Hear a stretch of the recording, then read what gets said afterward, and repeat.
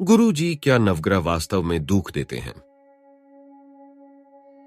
बहुत सारे क्वेश्चन हमारे पास आ रहे हैं कि पंडित जी कुछ ज्योतिष के बारे में भी बताएं।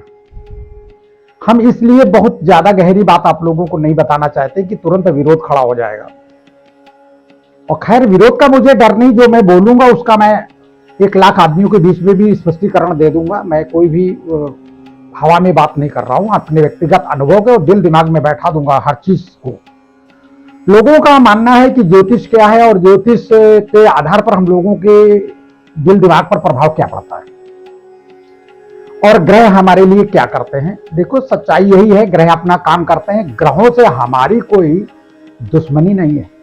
पहली बात तो याद रखना, लाइफ में अभी तक आपने सुना होगा शनि मुझे दुख दे रहा है, राहु मुझे दुख दे रहा है, बुध मुझे दुख दे रहा है, गुरु मुझे सुख दे रहा है और शुक्र मुझे वैसे वृत्ति में लिए जा रहा है, वगैरह वगैरह तमाम तरह की बातें आपने सुनी होगी। मैं किसी ज्योतिषी का भी बुराई नहीं कर रहा हूं और शास्त्रों की भी बुराई नहीं कर रहा हूं, लेकिन अपने दिल की बात में बता रहा हूं। आपको समझना होगा, किसी भी ग्रह से हमारी व्यक्तिगत कोई दुश्मनी नहीं है जो मुझे वो पीड़ा दे या दुख दे।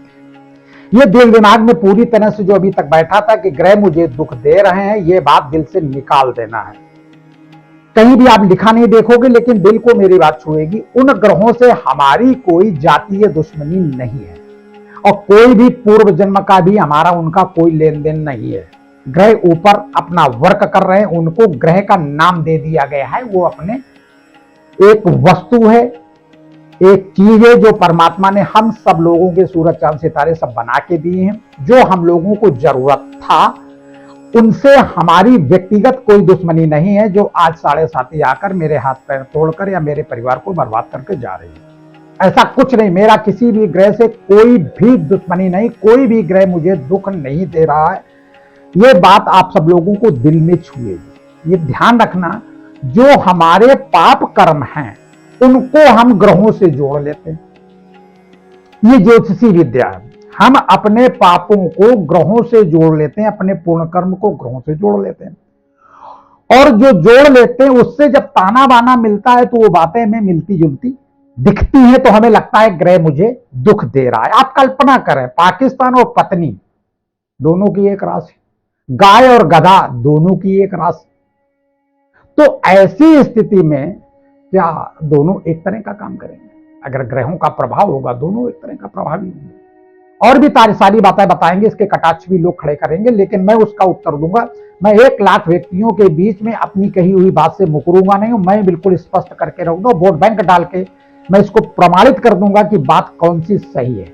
मुझे इसका अहंकार नहीं, परमात्मा ने मुझे ज्ञान दिया है। मूकम करोति वाचालम पंगुम लंघ्यते गिरि यत् कृपा तमहम वंदे परमानंद माधवम। ये हम हाई स्कूल 9th में पढ़ा करते थे। इसका अर्थ किसी ने नहीं बता पाया, अब जाके उसका हम समझ पाए, इसको भी स्पष्टीकरण करेंगे आपको लिए। तो किसी भी ग्रह से हमारी कोई दुश्मनी नहीं जो मुझे दुख दे। ये बात सब लोग अपने अपने दिमाग से निकाल दीजिए। हमारे कर्मों का फल जो हम कुंडली में ग्रहों के रूप में लाते हैं, सच्चाई यही है कि वो हमारे कर्म फल है और उनका नाम हम दे देते हैं कि ग्रह हमें दुख दे रहे हैं। जैसे हम सब लोगों को भ्रांतियां हैं कि भगवान मुझे दुख दे रहा है।